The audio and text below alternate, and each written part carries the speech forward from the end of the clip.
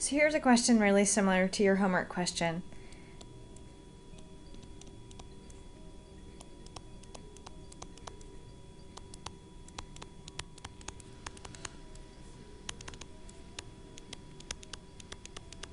Okay, so first note that in order to solve, if you have a greatest common factor you can factor out, you could factor first to start, so they both have a cosecant, so we'll factor that out.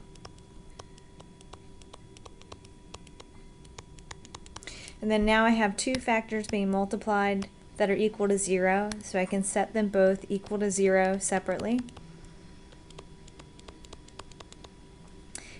Note that it's easier to think about solving something like this if you think of it in terms of sign. So this means one way to interpret this is that 1 over sine x equals 0, or since 0 is the same thing as 0 over 1, you could think of interpreting this statement as sine of x equals the reciprocal of that, which is 1 over 0, and you know, I can't divide by 0, so there's no solution to this piece.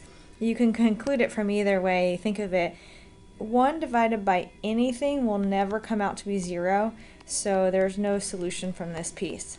All the answers we're going to get are going to come from this second factor. Cosecant equal 9 means that sine x is equal to 1/9. That's not something on the unit circle, but that we memorize, but you can imagine where this would happen. So if you think about values of sine, they're positive in the first and second quadrant.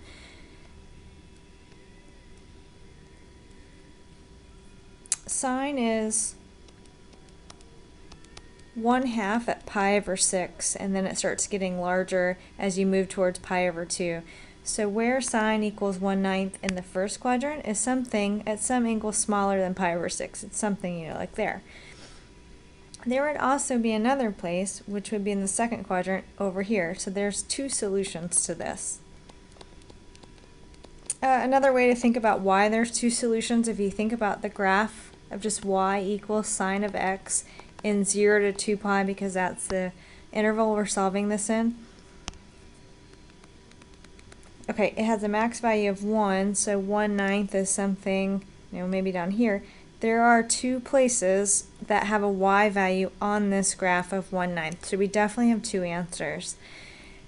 It's not a place that we memorize in the unit circle, and we don't want to approximate it on a calculator, so our best move is to get an exact value by taking sine inverse of both sides.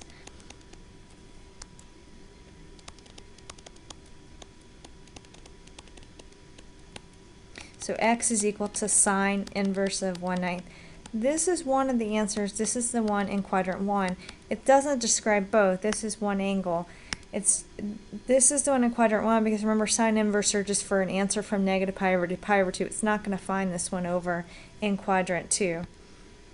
So we have to think of a way to describe the other answer. Notice that other answer in quadrant 2 over here is just shy of pi. Pi is this angle here. So it's really going to be pi minus that little bit gives us that angle, because it's just pi minus that little bit. So it's going to be pi minus that little bit is the same, you know, that's just whatever this was. If that was an angle that was, you know, 15 degrees or 17 degrees or 12 degrees or whatever, this is, you know, 13 degrees or 12 degrees or whatever. I said shy of 180 degrees. So it's going to be pi minus that little bit, that angle, which is sine inverse of 1/9. And those are your answers.